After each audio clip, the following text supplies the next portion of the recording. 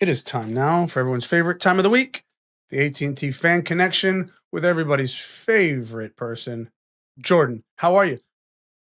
I'm wonderful. Thank You're you so wonderful. much for asking. Jordan, how'd you feel about the Liverpool fans? Yeah, she took a try? Liverpool shirt off. Since you are such I a didn't- diehard. No, I'm wearing my FC St. Pauli shirt because it looks like they're actually going to stay in the Bundesliga this season. So I have more than one favorite team. But I love your soccer knowledge.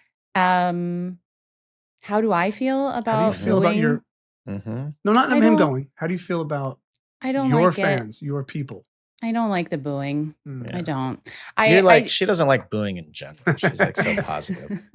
That's not true. There are some things that I would boo, but I just feel like, I don't know. I don't speak on behalf of all Liverpool fans, but I didn't love that. How do you feel about Trent going?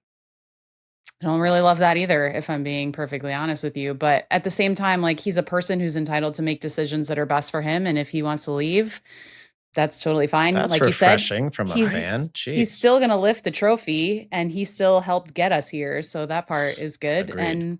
And but that I also don't think that anybody should not tackle him when we play Real Madrid in the Champions League next year. The voice of reason, Jordan. Agreed. What do you got for us? Every once in a while, I get it right. That's Every funny. once in a while. I've got some what-if questions for you this week. Okay. We're going to start with one that we got from Chris via email.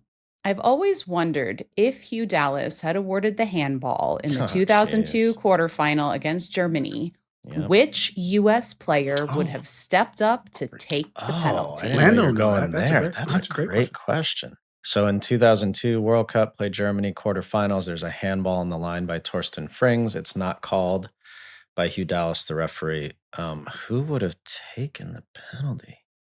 I'm trying to remember who was on the field because it was the fifth game. My gut was going to say Claudio. I think Claudio would have taken it because the only other person on the field who would have really taken it was they wouldn't have given it to me, and I guess it would have been McBride. I think Claudio takes it all day long. Yeah, Claudio takes it. Yeah. And buries it. And we go to the semis and we beat South Korea and we go to the final and beat Brazil, and I have a World Cup trophy. Wow. What a day. What a day. Hugh Dallas, you ruined it. You ruined history. What a great question. Dan via Instagram has a similar question about the 2002 World Cup quarterfinal match. What if Eddie Pope's late header goes in? Mm-hmm. Same thing. We would have lifted a trophy.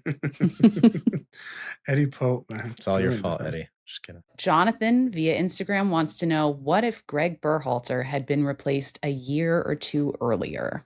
I think there's a cautionary tale here. What if Jurgen Klinsman was replaced 2 games prior, right?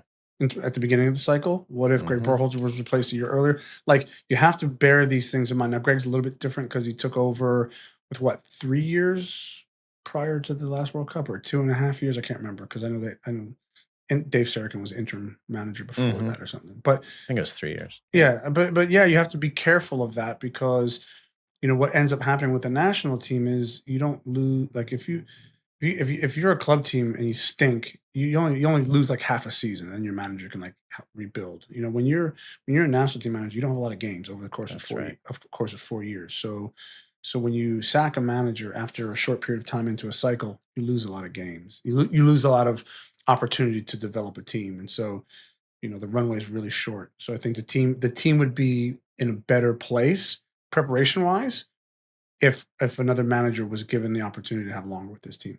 You just need more time, and I think what we're learning is probably 1 cycle is enough, generally speaking.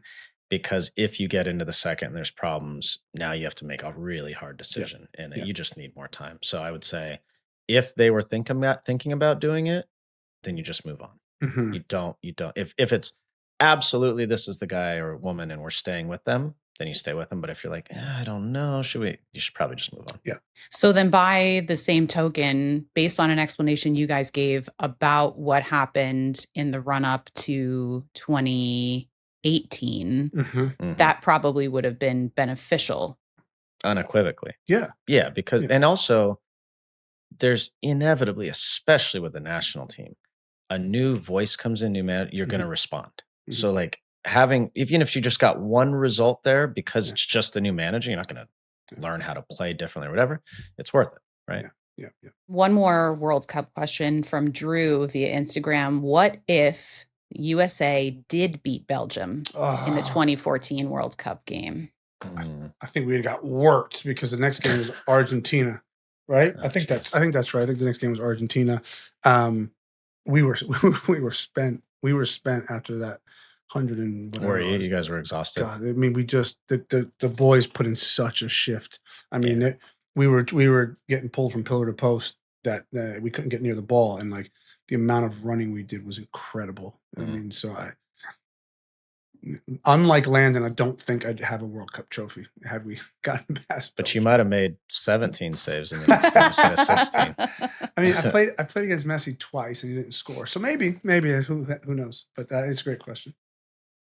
Here's one for Landon from Eric via Instagram. What if Landon never left Everton? Oh. There would be one fewer statue outside of. Well, there would be one fewer statue outside, but maybe there would be a statue outside Goodison. Just kidding. What? Yeah, it's a good question. I mean, my what I always asked myself is how long each year could I maintain that level of output? Because every match was like at least 11 kilometers, so whatever, 7 miles, which was the most I would ever do in an MLS game. Mm. And by the end of my 10, 12, 13 game run, I was shattered. I mean, shattered, like needed a couple weeks to just, and now granted, I was coming off the end of an MLS season too, so I had no break, but man, it's so demanding. So I would always ask myself, like, when you know there's an end, Tim, you got 13 games, like you can put it in, but by the end I was like, man, like you got to go again and again and again. And that league is brutal. It's great insight because the players who do it year in, year out. I have so much respect for them, man. So much respect. It's crazy. And Champions League and FA Cup and their national team. And it's just like, wow. I think the answer is maybe we would have won an FA Cup. Maybe. Ooh. Right? Maybe. Something put us over the attacking. I mean, we could. We beat the big teams. Yeah. Yeah, we could have. Yeah. And then the show would be hosted by 2 FA Cup winning players. Speak on it, JR. Speak on it. Okay, last one. This one's from Michael via email, and I think it is a direct correlation to the earlier part of the show. How long do you guys think Gregg Vanney holds on to his job? He's a G for sure, and I hate seeing anyone lose their job, but 7-0 is embarrassing. Well, I think my take is what Landon mentioned is what is the response? Because what you have to realize when you're Will Kuntz or you're any GM and you're hopefully have enough distance, right? So you're in touch with the coaching staff and technical staff, but you have enough distance so you can kind of create clarity. You're looking at. We all look at results as fans. We look at results. When you're on the inside, you have to look at what does it smell like? What's are the players' shoulders hunched? Are they bright and lively? They still listening? Do they still listen? Yeah. What's the feel? What's the pulse? And we don't have that. And Landon might because he's closer to it, but we don't have that pulse. And so results aren't the be all end all when it comes to deciding whether someone gets sacked or not. It's certainly a narrative and it's certainly optics, and sometimes optics win out. But I would suggest the best player from the championship team is out. Second or third best player went to Kansas City, right? That's not excuses. I mean, look, the LA Galaxy are the haves, not the have-nots. So, sure, they're held to a different standard. But I would pump the brakes a little bit on the Gregg Vanney situation because I think he's a good manager and he just brought you a championship, and we have to take some of this into context. Now, all that being said, that's not an excuse to not win in 12 games. That's not an excuse. So there's an issue there, and it's just a matter of how big it is. So important to remember, the Galaxy still have 2, $10 million wingers on their team, right? I think about Salt Lake, a team I follow closely. They don't have anywhere close to that, right? Nowhere close. So that is context that matters. Ricky Puig is unique in everything he does. Joveljic was really important to the team, and you don't have either of them. But that you could get away with being like 10th or 11th place right now with that all being said, not winless in 12. And Tim said it perfectly. Majority of coaches, managers get fired not because the results are going poorly, but because of what the feeling is and the culture and the environment in the locker room. Mhm. That is so right now, before this weekend, I would have said he's not getting fired. Like they're gonna hold on to him, and they're gonna wait till Pooch is back, and they're gonna work their way back, and everything's gonna be fine. You lose 7-0 and the team kind of quits on you. Now your antennas start to go up and you go, oh, what's going on there? There's something more going on there. And importantly, and this is an important part, and people have to remember this, where a coach is in their contract plays a huge part into this. So after last season, and this is public, Vanney and the Galaxy could not agree on a new deal. So he's playing in the last year of his contract, JR. So he now does not have a contract for next year. So if the Galaxy decide to either A, let him go or play it out, they don't have to pay him anything. And I know these are billionaire owners, but like you have to pay a couple $1 million to release a coach. It's a real thing. Yeah. So that plays a huge part. If he had a 3 or 4 year deal right now, they'd go, we ain't letting him go. Unless they lose 7-0 3 or 4 times in a row. Yeah.